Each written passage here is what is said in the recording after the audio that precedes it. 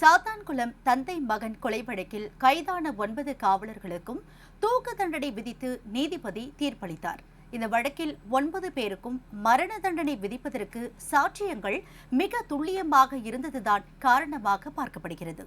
இந்த வழக்கில் திருப்பங்கள் ஏற்படுத்திய முக்கிய சாட்சி யார் என்பதை பார்க்கலாம். உலகையே உலுக்கிய சாத்தான்குளம் தந்தை மகன் கொலை வழக்கில் கைது செய்யப்பட்ட 9 காவலர்களுக்கும் இரட்டை தூக்கு தண்டனை விதித்து மதுரை மாவட்ட நீதிமன்றம் தீர்ப்பளித்தது. அரிதிலும் அரிதான வழக்காக இதனை கருதிய மதுரை நீதிமன்றம் இந்த வழக்கில் கைதான இன்ஸ்பெக்டர் ஸ்ரீதர், சப் இன்ஸ்பெக்டர்கள் ரகு கணேஷ், பாலகிருஷ்ணன், போலீஸ்காரர்கள் முருகன், முத்துராஜ், செல்லத்துறை, தாமஸ் பிரான்சிஸ், வேலுமுத்து, சாமதுரை என 9 போலீசாருக்கும் இரட்டை தூக்கு தண்டனை விதித்தது.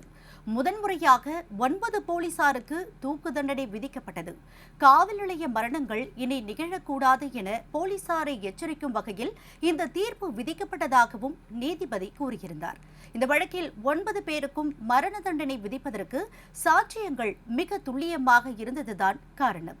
குறிப்பாக இவ்வழக்கில் கடுமையாக பல மணி நேரம் ஜெயராஜ், பென்னிக்ஸ் தாக்கப்பட்டது குறித்து அப்போது அங்கிருந்த 2 பெண் போலீசார் சாட்சியம் அளித்தனர்.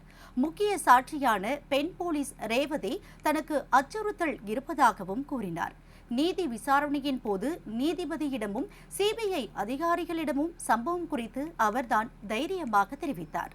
கடந்த 2020ஆம் ஆண்டில் கொரோனா ஊரடங்கு உத்தரவை மீறி ஜெயராஜ் தனது செல்போன் கடையை திறந்து வைத்து இருந்ததாகவும் அங்கு ரோந்து சென்ற சாத்தான்குளம் போலீசார் அதை கண்டித்ததாகவும் இதனால் அவர்களுக்கு இடையே வாக்குவாதம் ஏற்பட்டுள்ளது.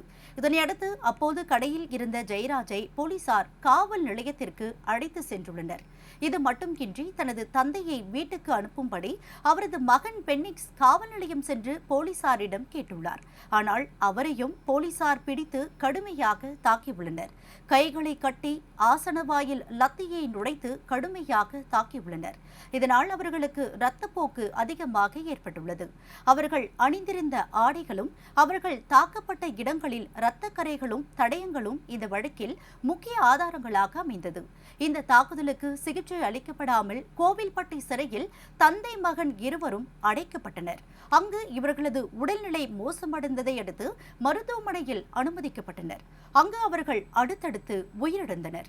இதற்கான சாட்சியங்களாக உயிரிழக்கும் போது அவர்களை நேரில் பார்த்தவர்கள், பரிசோதித்த டாக்டர்கள், மருத்துவ பணியாளர்கள், கோவில்பட்டி சிறை அதிகாரிகள் அளித்த வாக்குமூலங்கள் அமைந்தன. முக்கியமான சாட்சியாக காவல் ஆய்வாளர் ஸ்ரீதருடன் பணிபுரிந்த பெண் போலீஸ் ரேவதி சாட்சி அளித்ததும் இந்த வழக்கில் பெரிய திருப்பு முனையாக அமைந்தது.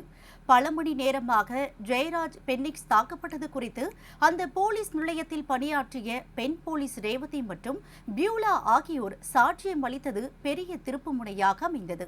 அவர்கள் சாட்சியங்களே குற்றவாளிகளை காட்டிக் கொடுத்தது. இவர்களுக்கு பாராட்டுகள் குவிந்து வருகின்றன.